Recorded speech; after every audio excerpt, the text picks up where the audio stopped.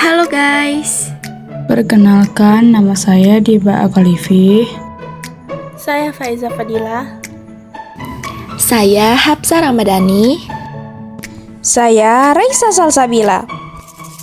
Di sini kami akan menjelaskan materi tentang kemiskinan. Sebelumnya, kalian tahu nggak sih apa itu kemiskinan? Di sini saya akan menjelaskan pengertian dari kemiskinan. Kemiskinan adalah kondisi di mana seseorang atau sekelompok orang tidak mampu memenuhi kebutuhan dasar dan hak-haknya untuk mempertahankan dan mengembangkan kehidupan yang bermartabat. Kemiskinan dapat diartikan sebagai ketidakmampuan secara ekonomi untuk memenuhi standar hidup rata-rata masyarakat di suatu daerah. Hal ini disebabkan oleh pendapatan yang rendah sehingga sulit untuk memenuhi kebutuhan dasar seperti makanan, pakaian, dan tempat tinggal. Selanjutnya yaitu jenis-jenis kemiskinan. Jenis-jenis kemiskinan terbagi menjadi 3, yaitu pertama, kemiskinan relatif, yang kedua, kemiskinan alamiah, dan yang ketiga, kemiskinan subjektif.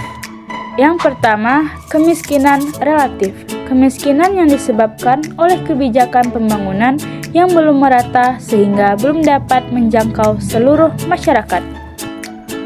Contohnya pada gambar berikut ini. Yang kedua, kemiskinan alamiah. Kemiskinan yang disebabkan oleh faktor-faktor alamiah seperti cacat, sakit, usia lanjut, atau karena bencana alam. Yang ketiga, kemiskinan subjektif.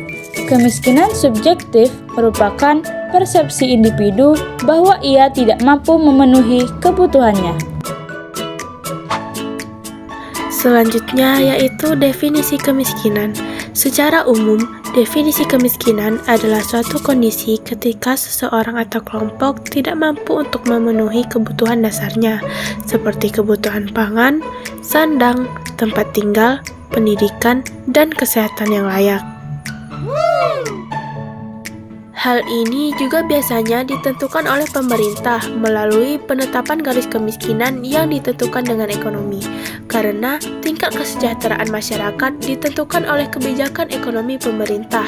Jadi, kemiskinan bisa juga disebabkan oleh gagalnya perkembangan ekonomi yang direncanakan pemerintah. Selanjutnya, faktor-faktor kemiskinan. Yang pertama, tingkat pendidikan yang masih rendah. Faktor penyebab kemiskinan yang pertama adalah tingkat pendidikan yang tergolong masih rendah. Seperti yang telah disebutkan sebelumnya, pendidikan merupakan kebutuhan pokok yang harus dipenuhi setiap orang. Bila seseorang tidak memenuhi kebutuhan pokoknya tersebut, maka tidak dapat dipenuhi oleh orang tersebut. Dapat disimpulkan bahwa itulah penyebab kemiskinan. Dalam konteks ini, penyebab kemiskinan adalah kebutuhan pokok yang merupakan pendidikan. Tingkat pendidikan yang rendah mengakibatkan seseorang cenderung kurang memiliki keterampilan, wawasan, dan pengetahuan yang memadai untuk kehidupannya.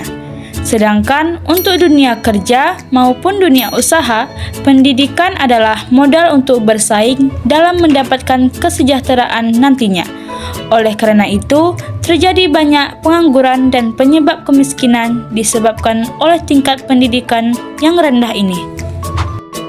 2. Masih terbatasnya lapangan kerja. Faktor penyebab kemiskinan yang kedua adalah keterbatasannya lapangan pekerjaan. Dengan terbatasnya lapangan kerja, masyarakat tidak dapat memenuhi kebutuhannya. Karena dengan bekerjalah seseorang mendapatkan upah yang nantinya digunakan untuk memenuhi kebutuhan pokoknya tersebut. Keterbatasan lapangan pekerjaan akan membawa konsekuensi penyebab kemiskinan pada masyarakat. Bisa saja seseorang menciptakan lapangan kerja baru, tetapi kemungkinannya akan sangat kecil untuk masyarakat miskin karena keterbatasan keterampilan maupun modal. Banyaknya kepengangguran di suatu negara bisa juga menjadi patokan kemiskinan di suatu negara. Semakin besar jumlah pengangguran, maka semakin bertambah pula penyebab kemiskinan di negara tersebut. Hal ini juga bisa disebabkan oleh ketidakstabilan ekonomi dan ketidakpastian arah politik dan kebijakan negara tersebut. Yang ketiga, malas bekerja. Faktor penyebab kemiskinan yang berikutnya adalah malas bekerja. Hal ini yang paling sering menjangkiti seseorang yang tak ingin maju dan beranggapan bahwa kemiskinan itu adalah takdir. Hal-hal tersebut membuat seseorang tidak bergairah dan bersikap acuh tak acuh untuk bekerja, dan mengantarkan mereka kepada kemiskinan dan membuat kesejahteraannya menghilang. Yang keempat, beban hidup keluarga. Faktor penyebab kemiskinan yang berikutnya adalah adanya beban hidup keluarga. Hal ini juga merupakan hal yang cukup signifikan. Ketika seseorang memiliki anggota keluarga yang banyak untuk dihidupi, beban hidupnya tentu saja akan bertambah pula. Dengan begitu, seseorang diharuskan untuk meningkatkan pendapatannya sesuai dengan berapa jumlah anggota yang harus dihidupinya. Dan faktor penyebab kemiskinan yang terakhir yaitu keterbatasan sumber daya alam maupun modal. Suatu masyarakat biasanya akan dilanda kemiskinan, salah satunya karena keterbatasan sumber daya alam ataupun sumber modal.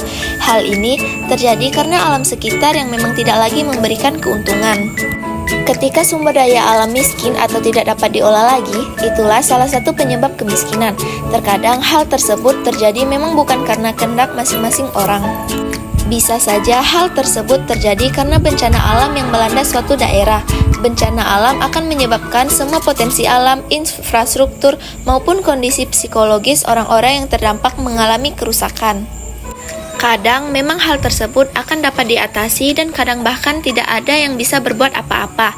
Untuk mengatasi kerusakan-kerusakan tersebut biasanya juga dibutuhkan waktu yang sangat lama. Selain itu, dari bencana alam, banyak orang-orang yang kehilangan harta bendanya, sehingga langsung jatuh miskin setelah itu. Selain itu, keterbatasan modal juga menghambat perkembangan seseorang, apalagi untuk orang yang memiliki tingkat pendidikan rendah. Tidak hanya modal material, orang tersebut juga akan memiliki keterbatasan modal keterampilan atau pengetahuan. Hal ini tentunya menjadi penyebab kemiskinan yang juga cukup serius. Selanjutnya yaitu indikator kemiskinan. Adapun indikator kemiskinan yang dikutip dari Badan Pusat Statistik sebagai berikut. Yang pertama, ketidakmampuan memenuhi kebutuhan pokok seperti sandang, pangan, dan papan. Yang kedua, tidak adanya akses terhadap kebutuhan hidup dasar lainnya seperti kesehatan, pendidikan, sanitasi, air bersih, dan transportasi. Yang ketiga, tidak adanya jaminan masa depan karena tidak mempunyai investasi untuk pendidikan dan keluarga. Yang keempat, kerentanan terhadap guncangan, baik yang bersifat individual maupun massa. Yang kelima, rendahnya kualitas sumber daya manusia dan terbatasnya sumber daya alam. Yang keenam, kurangnya apresiasi dalam kegiatan sosial masyarakat. Yang ketujuh, tidak adanya akses dalam lapangan kerja dan mata pencarian yang berkesinambungan. Yang kedelapan, ketidakmampuan untuk berusaha karena cacat fisik dan mental. Adapun yang kesembilan atau terakhir yaitu ketidakmampuan dan ketergantungan sosial seperti anak-anak terlantar, wanita korban kekerasan dalam rumah tangga, janda miskin, kelompok marginal, dan kelompok terpencil. Macam-macam kemiskinan. Yang pertama, kemiskinan absolut. Kemiskinan absolut adalah kemiskinan yang mendeskripsikan individu-individu yang tingkat pendapatannya di bawah garis kemiskinan yang ditetapkan oleh negara, atau bisa juga diartikan seperti keadaan individu yang penghasilannya tidak cukup untuk memenuhi kebutuhan primernya. Yang kedua, kemiskinan relatif.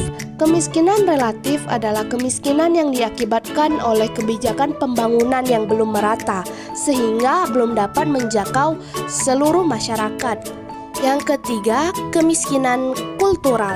Kemiskinan kultural adalah kemiskinan yang terbentuk karena kebiasaan masyarakat yang sudah menjadi budaya, baik itu dari nilai-nilai yang diusung, pemikiran, maupun cara kerja. Dan yang terakhir, kemiskinan struktural. Kemiskinan struktural adalah kemiskinan yang berasal dari struktur sosial yang tersemat pada golongan masyarakat tertentu dan memungkinkan terjadinya kondisi di mana mereka tidak dapat menggunakan sumber daya yang sebenarnya tersedia untuk mereka. selanjutnya yaitu cara mengatasi kemiskinan. Ada beberapa cara untuk mengatasi kemiskinan, di antaranya 1. Meningkatkan pendapatan.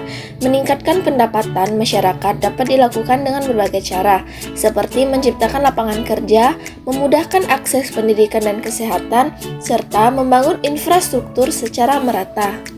Yang kedua, mengurangi beban pengeluaran. Pemerintah dapat mengurangi beban pengeluaran masyarakat miskin dengan memberikan bantuan sosial, seperti bantuan langsung tunai atau BLT, dan program keluarga harapan atau yang disebut dengan PKH. Ketiga, mengurangi kantong-kantong kemiskinan. Pemerintah dapat mengurangi kantong-kantong kemiskinan dengan melakukan regionalisasi bantuan sosial. Keempat, partisipasi masyarakat. Masyarakat dapat berpartisipasi dalam program pengentasan kemiskinan sebagai penerima dan pelaksana pembangunan. Dan yang kelima, tindakan individu. Individu dapat membantu mengatasi kemiskinan dengan mendanai pendidikan anak miskin, mensponsori keluarga miskin, atau menyumbangkan uang ke organisasi nirlaba. Hanya itu materi singkat yang dapat kami jelaskan. Jika ada salah kata, kami mohon maaf dan terima kasih untuk perhatiannya. Bye-bye.